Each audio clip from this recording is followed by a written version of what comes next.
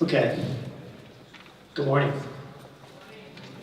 So, while we set up the PowerPoint, which is going to be a little bit of a different style of PowerPoint for me, I want to make sure that, instead of icebreakers now, I think I'm going to call them bubble breakers, because I kind of like the way he described that. I'm going to use the presentation to prompt you to think, and as Jakob said, tomorrow to share with each other. And so with the lens of resilience, with the lens of what we call pre-covery, and thinking about what bubbles mean, breaking them down or getting into them. And when I say that, you may decide that in some cases bubbles are good. In some cases you may decide they're bad, and that the work that we're all doing, the work that you're doing especially, is important in terms of breaking them down and connecting to each other. So I have about 20 minutes to just start to get the juices flowing, and hopefully you've had enough coffee. I'm going to use more visual means of doing that rather than lots of words on a page, but also starting to prompt you in terms of questioning what things mean and what definitions mean. You can't see the bio or the short bio in the program, but it's important to say that my work every day, and I feel like it's more and more important all the time, is focused on resilience. And we're going to talk about what you think that is, and recovery and sustainability for cities and islands and indigenous people. So I spend a lot of my time talking to small and large forums, working with cities, small communities, large communities, some that are isolated, some that are giant cities. But all of it is about this framework and the importance of connecting to each other. So that's going to be the way that I enter the conversation. And we've started to introduce ourselves to each other, at least 2 of you or 3 of you talking to each other. As I said to Veronica, who I have to thank for setting me up and getting me involved in this, and my friend Vera from the Mont Foundation, who really instigated. She's why I'm here, so this is terrible, her fault. One of the ways that civil society activity we have found gets more cohesive is in fact to look at it with this lens of resilience and sustainability and recovery for a community, small or large, neighborhood or megacity, or rural community or island. So I'm going to just sort of start to take us through this, but the way that introductions are done in some of the communities that I work in, specifically in indigenous communities, would mean that right now I would put down this mic, and it's one reason why I'm standing on the floor and not on the stage, because we should be at the same level. It's a little hard if I sit down because I can't quite see your faces, but the idea is that we're on equal footing and that we're having a conversation, and I think that's what's important about the way this whole 2 days, 3 days is designed, is the conversations. So I'm going to try to spend as much time connecting with you and you connecting with each other and finding a way to sort of build a bubble, if you will, for us in this room. But we'll talk about whether that's good or bad and how we use it effectively. So from an introduction standpoint, you can read about me, but you'll see things that come out over time in terms of the work that I'm doing, and that helps me introduce myself to you. But in those communities that I work in sometimes, I would want to go around and literally walk up to every person in here and shake their hand. In most of the Lakota communities that I've worked in and lived in and have family in, you shake people's hand, you enter the room, you shake people's hands. Now, the shaking of hands is a more modern day version of what would happen. That came with settlers. but the concept of connecting before you step into discussions or negotiations, sometimes arguments, is very important. And so in a sense, I'm virtually saying that to all of you, because I can't walk around and shake everybody's hands now, but that is the intention of this portion of the introductions. And so this next part, what I'm going to do is use imagery to have you think about context. So this picture is just from a couple of days ago, and it's the only one that will seem a bit more like a family album, but this is my staff in London who works for me at 100 Resilient Cities, which is one of the organizations I spend most of my time doing work for. And I'm the interim director for Europe and the Middle East, and we're working in 21 cities in Europe and the Middle East. And so you see a very diverse set. You can't quite tell, but it's a bit like the Resilient Cities version of Noah's Ark. There's one of every kind, because there's 10 different nationalities there, and languages and backgrounds. And so even on a day-to-day basis, is a little bit of what I shared, is that I have day-to-day reminders of how we connect, even though we come from different places. And that question of the other, we talked a lot about this in our work with the Maud Foundation.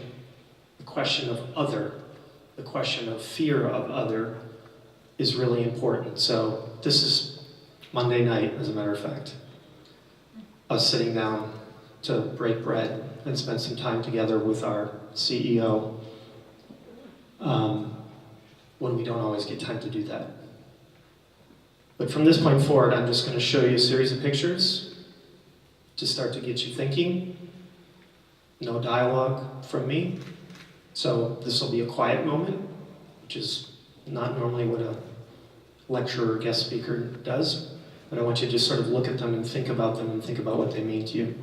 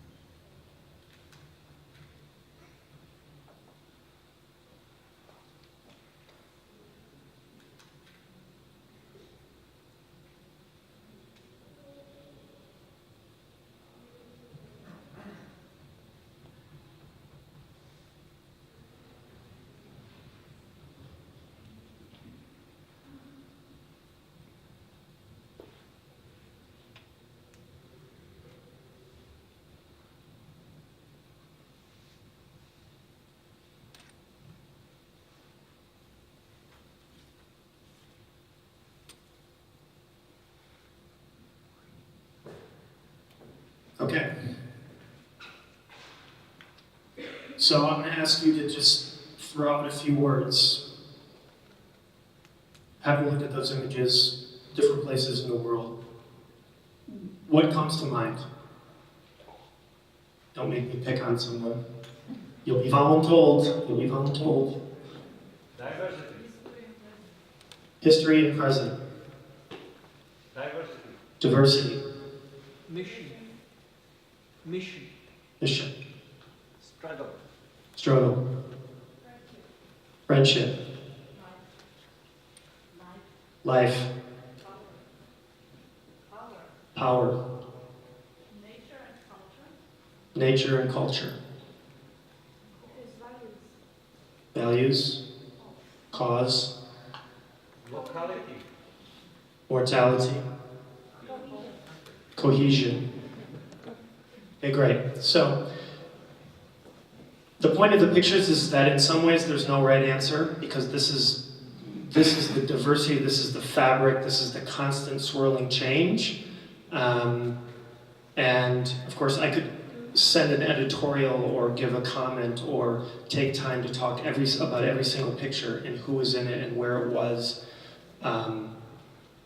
It happens that, and you read this in my experience, implementing and doing the work is important, but one of the things that's important, even the mention of the photography and the video, is that storytelling and continuing to storytell facts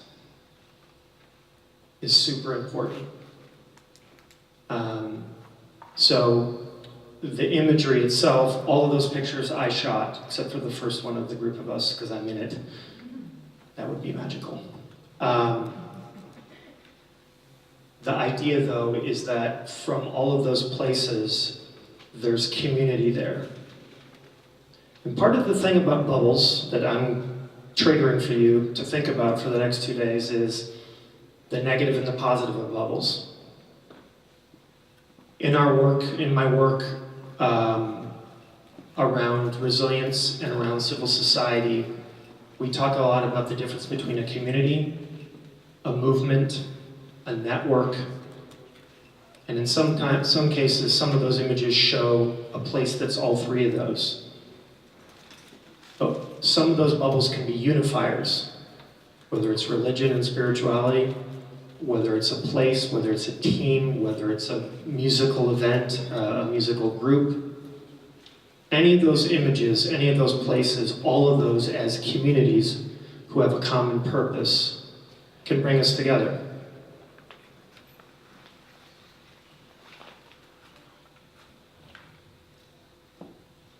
Take a second and look at this. These are not national flags, although the way we react to them sometimes you would think they are. What are they?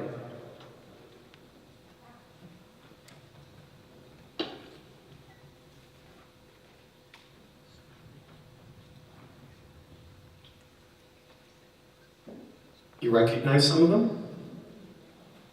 Tell me some that you recognize. Gmail. Twitter. Google, Yahoo. Tumblr and Facebook are up there, okay? Dropbox. There's a lot of apps in here, but what you have are a lot of social media groups or ways of connecting with each other. Just kind of keep looking at them because you'll start to see some that are probably used more here in the Czech Republic, some that are used in the States, some that are used in other parts of the world, but and there's probably twice as many of these. If you pick up,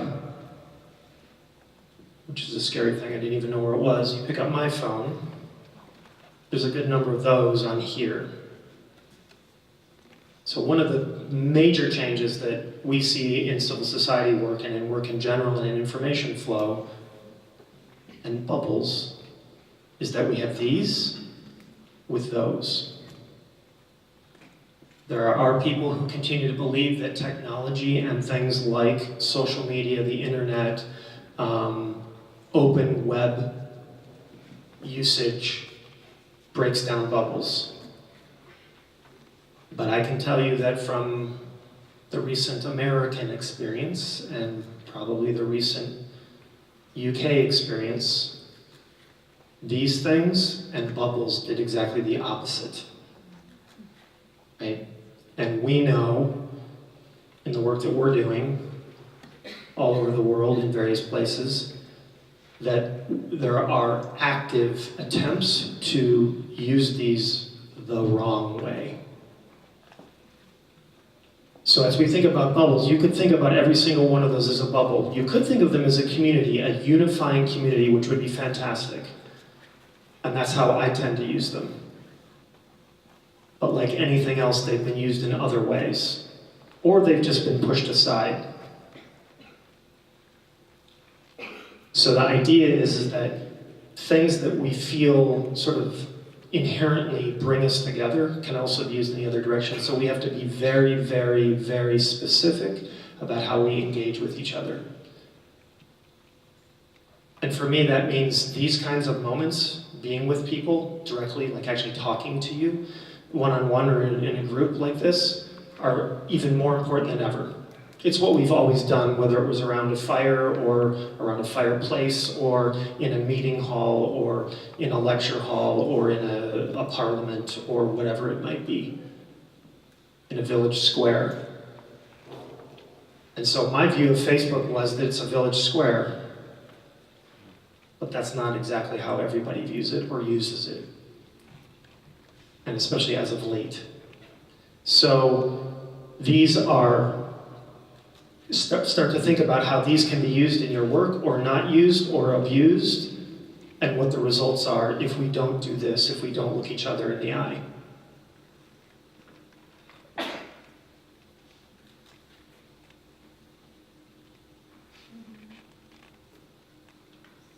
So how many of you use social media? Raise your hands high, don't be shy. Otherwise I know you're lying. And from those that were up there, do you feel like there's four, raise your hands if you use maybe one or two of those apps? 4 or 5? 10? 20? Well, there's a few of you. I'll get you help. Not for me, because I'm the same way. So, in the same way that I wanted the imagery to start to stimulate what it means, start to use those as a reflection point also of an individual organization, of a place that you work, of a community that you live in, a neighborhood you live in, or a small NGO or foundation that you're working with, and how they engage with each other, and how you engage with the people that are involved with that.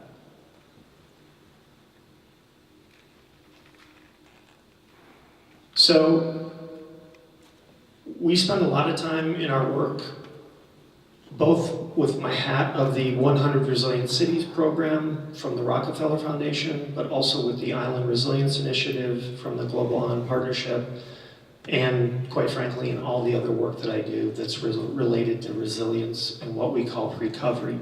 We spend a lot of time talking about that. How many of you, before I tell you what we think it is, because I'm going to save that a bit more to the end, how many of you feel like you know what resilience means? Would you be comfortable if I picked on you and you told me what that definition was? You seem very earnest. What's your definition of resilience?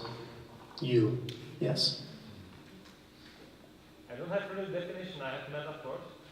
One is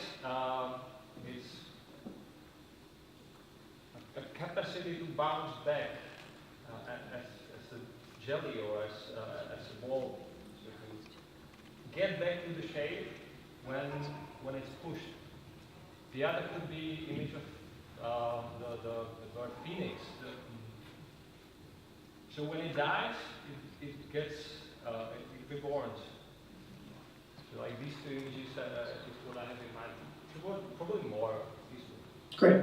Somebody else want to offer their idea? I was saying that to me resilience is at a moment of disappointment, failure, or negative emotional experience one is going through due to something. At that very moment, think through, reflect, doubt oneself. I think it's very important.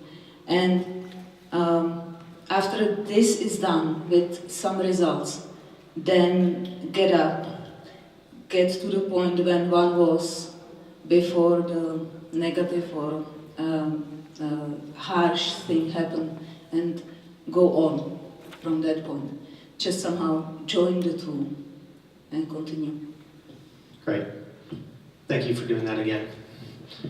A third one, somebody else that wants to add to that. Oh, sure. Sorry. Short one, to restabilize after destabilization. Right. So without telling you that there's an exact right answer, all three of these relate to the definitions that we use professionally, and a couple of key points out of that is the rebounding, the recovery, the learning from the mistake, the going on. And it's a word that's always been in our vocabulary, but it has been in the last, I would say, 5 to 10 years, where it's become something that is more of a practice. And so the idea that, and in the case of the city's work that we do, the definition has to do with recovery, rebounding, but also improving and thriving. Add to that, and this comes from my experience on the President Obama's Hurricane Recovery Task Force. And the key word there is recovery. And essentially, recovery is only part of the conversation. And especially when we talk about social cohesion and bubbles. And that's where we started using the word pre-covery. Because if you're doing things ahead of time rather than looking backwards, because I will say that that was my personal frustration in a lot of the work that I've done, is that we were often looking back at things we didn't do that made things worse when there was a shock that was added to ongoing stresses. So the idea of bouncing back for us is very much tied to what we're calling bubbles today, but this idea of social cohesion. And so the definition tends to be the ability to do all of those things after a shock or a stress, or in combination. And when I say shock or stress, again, I'm going to ask you, because you're going to have to think about this over the next couple of days, and what the bubbles do or don't do for you. But if I say shock, what comes to your mind in terms of if there were a shock in the city? What kind of things come to mind? Chaos. Terrorist attack. Blackout. Somebody said something else. Chaos. Yeah.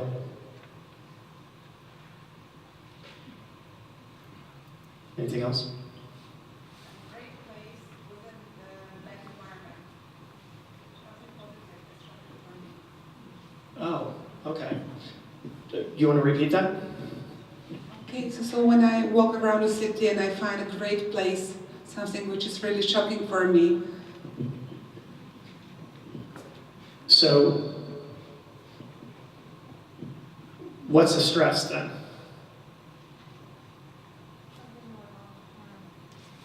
More long-term and steady.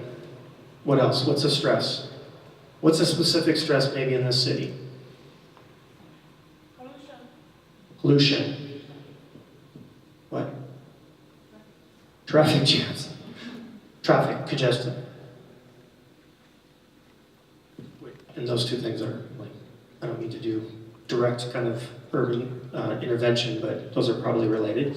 What else? What else is a stress? A rush. The what? Rush. To hurry up, everyone. Ah, okay. Yes, so the intensity and the stress, right? The stress is the stress. So you hear people saying things, and it comes pretty quickly when you start to think about it.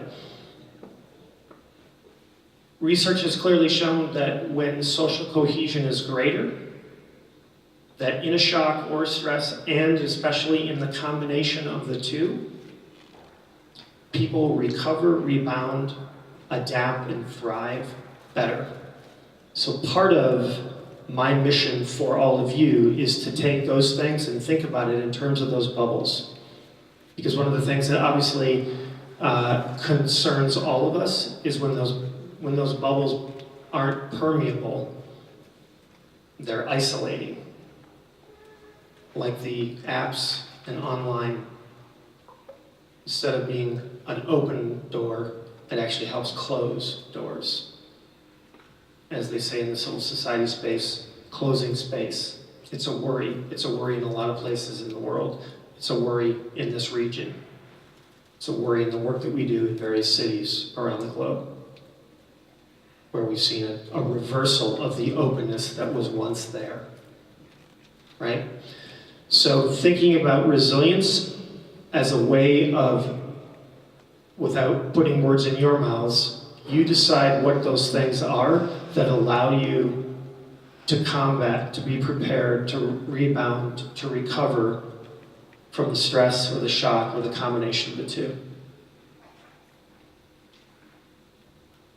Now, the word recovery is a word that is tied to the idea of having a mindset that combines both process and a stasis or a position that you're in. And the idea being, even if you don't use that word, is that if you're preparing, if you build a building, plan a park, fix up a riverside, whatever the project is, start a new NGO, and you're doing it with a sense of not just resilience and that ability to overcome the shock of stress, but you're doing it to minimize adverse effects. One of the great examples that we have is that when you start to talk about big systemic change, whether it has to do with social conditions in an isolated way or more a very complex system like a city, if you're not thinking of all those factors at the same time, especially around something like climate change.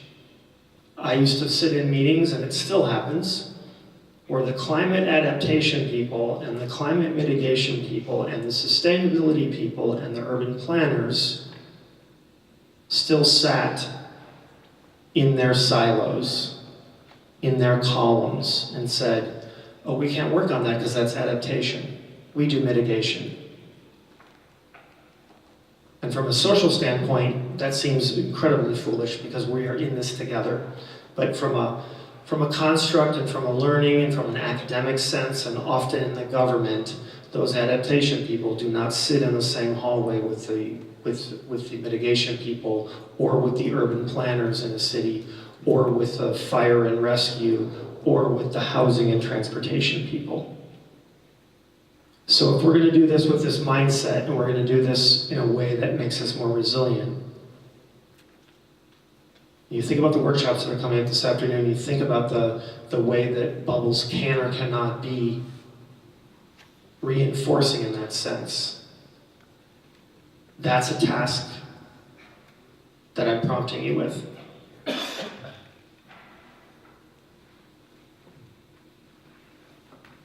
And so very, very quickly, because I could spend hours and hours talking about each of the programs and projects that I'm involved with and working in right now, but related to social cohesion, related to these bubbles that exist, I'm presently working in the city framework and then working in the islands framework. In both cases, we are using equity and social cohesion as a value and a primary driver of the work. So, for 100 Resilient Cities, that work creates an actual change inside the government of the city, who install a chief resilience officer, whose job it is to draw all of those silos and those threads together, including the social cohesion piece. There are cities like Medellin, Colombia, where the use of transportation, intermodal transportation, while it may feel like it's just an infrastructure project, it's not. You have one card that allows you to go on metro, light rail, streetcar, bike, gondola, and escalator. And what that did was it brought all the people together. It allowed people access to jobs, to shopping, to school. They installed mini libraries inside metro stations. They reframed where health centers went because of gondola stops that connected with light rail and metro. So one of the other prompts for you is that things that may seem like a hard infrastructure kind of project, actually the result, and in fact the original intention, and what you might do from a social standpoint in breaking down bubbles is to intervene with something like that. Yes, it is the infrastructure, but it's also the fact that that infrastructure and the way that it's paid for, the way that it's used, and how it brought people together, it removed bubbles that weren't good. Because on that hillside over there, they had no access to what everybody else had. The other side of my brain for the most days is on the islands work, and we have the Island Resilience Initiative there, and there are 6 pillars, and it's helping us adapt into the Sustainable Development Goals, the Paris Climate Agreement, the New Urban Agenda, and other global frameworks. And of those 6 pillars, one of them is equity. And the reason is because we see in disaster after disaster, shock and stress after shock and stress, that informal communities, low to moderate income people, impoverished neighborhoods are more adversely affected. They're the ones that are on unstable hillsides and there are landslides. They're the ones at the river bottoms where there's no flood control, etc. So one learning from some of the other work was to say right up front that if you're going to talk about climate change from an equity standpoint.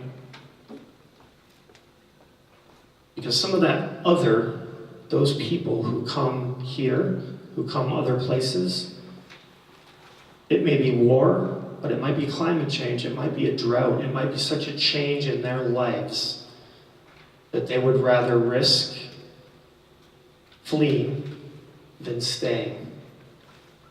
And that's something that, especially in this region and other parts of Europe, I was just in 2 different cases, in places, Thessaloniki, Greece, and Mallorca in Spain, where a lot of the conversation was about refugees. But there's a reason those refugees left. There's a reason they chose to risk their lives and not stay there, that it was better to swim, to go on a small boat, to risk their lives and their families' lives.